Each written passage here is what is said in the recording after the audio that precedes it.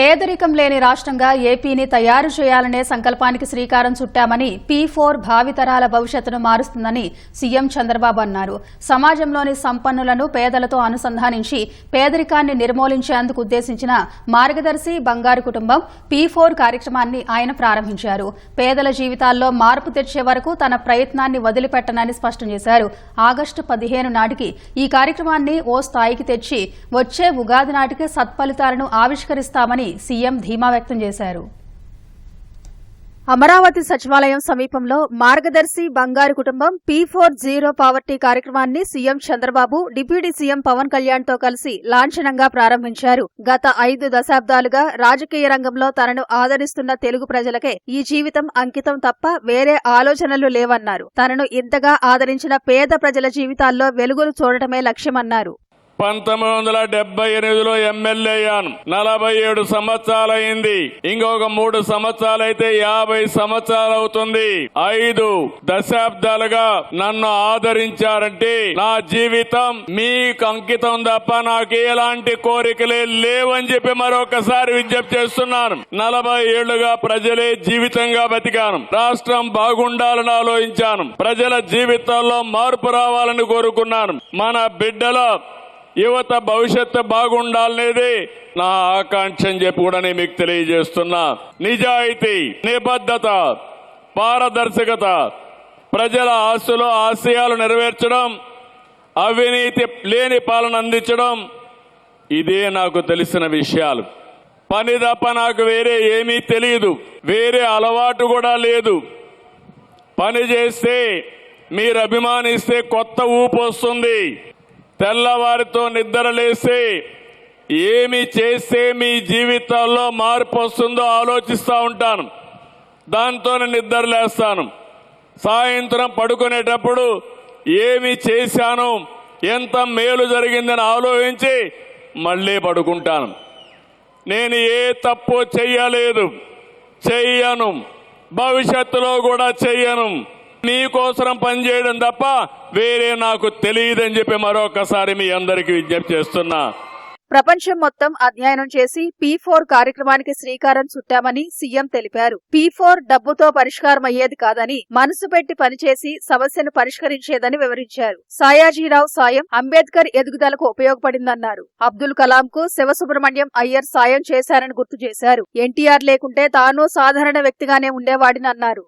అంబేద్కర్ గారికి తెలివి ఉంది, కానీ ఆయనకు అనుకూలమైన వాతావరణం ఆ రోజు లేదు. అలాంటి సమయంలో సాయాజీరావు మహారాజుని బరోడా రాజు ఆయనకు అండగా నిలుస్తాడు. అక్కడి నుంచి మీరు చూశారు, ఆయన న్యాయవాదిగా, ఆర్థికవేత్తగా భారత రాజ్యాంగాన్ని రాసి ఇప్పుడే కాదు భవిష్యత్ తరాలకు కూడా ఏమి కావాలో అందజేసిన శక్తి, మేధావి అంబేద్కర్ అని చెప్పి నేను మీకు తెలియజేస్తున్నా. అబ్దుల్ కలాం మాజీ రాష్ట్రపతి, మిసైల్ మ్యాన్ ఆఫ్ ఇండియా, ఒక విశిష్టమైన వ్యక్తి. ఆయన ప్రెసిడెంట్ గా చేస్తే దేశం అంతా గర్వించింది. ఆ రోజు శివసుబ్రహ్మణ్యం అయ్యర్ యొక్క రోల్ ఉంది. ఈ రోజు నేను ఇన్ని కార్యక్రమాలు చేయగలిగానంటే ఆ రోజు ఎన్టీ రామారావు గారు లేకపోతే, మా ఫాదర్ ఇలా లేకపోతే నేను కూడా మామూలు వ్యక్తిగా ఉండేవాడినేమో.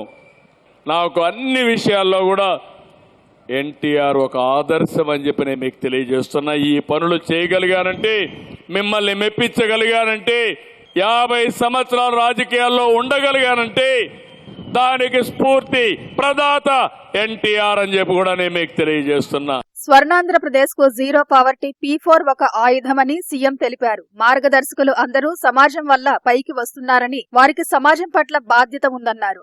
ఎవరికి వారు శక్తి మేరకు గ్రామాన్ని, కుటుంబాన్ని తీసుకోవచ్చని వెల్లడించారు. 2029 నాటికి జీరో పావర్టీకి రావాలని ఆకాంక్షించారు. మార్గదర్శకులకు అప్పగించిన బంగారు కుటుంబాలన్నీ పేదరికం నుంచి బయటకు రావాలన్నారు. బాగా పనిచేసిన వారికి ప్రతి ఏటా అవార్డులు ఇచ్చి సన్మానం చేస్తామని తెలిపారు. ప్రతి ఒక్కరూ డబ్బులుండే వాళ్ళందరూ వాళ్ళకంటే ఎక్కువ మీరు తినడంలా ఈ డబ్బులు మీకు చాలా సమస్యలు తెస్తున్నాయి.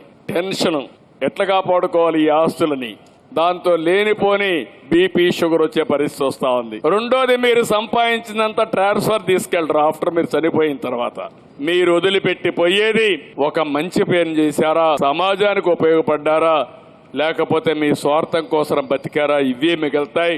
అందుకే నేను మిమ్మల్ని అందరినీ, ఒక స్థాయికి వచ్చిన వ్యక్తులు, ఇలాంటి వారి జీవితాల్లో మీరు వెలుగు తేగలిగితే, మీ శక్తిని ఉపయోగించి కొన్ని వేల కుటుంబాలను మీరు మార్చగలిగితే, దానివల్ల వచ్చే గౌరవం, దానివల్ల వచ్చే మీకు తృప్తి ఏ పని వల్ల రాదని మరొకసారి విజ్ఞప్తి చేస్తున్నా. ఒక్కొక్కరికి 20-30 కంపెనీలు ఉన్నాయి. ఇది కూడా ఒక కంపెనీగా పెట్టండి.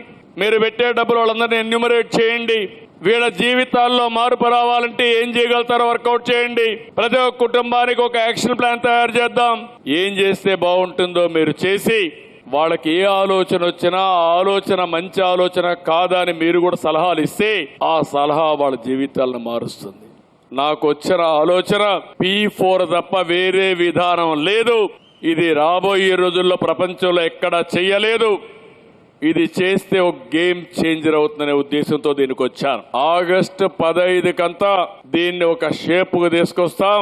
మళ్ళీ నెక్స్ట్ ఆగస్టు మన ఉగాది రోజున ఏం చేసామో ప్రగతి కూడా మీ ముందర పెట్టి ఎప్పటికప్పుడు సమీక్ష చేసే బాధ్యత, ముందుకు తీసుకుపోయే బాధ్యత మాదని మరొకసారి మీ అందరికీ విజ్ఞప్తి చేస్తున్నా.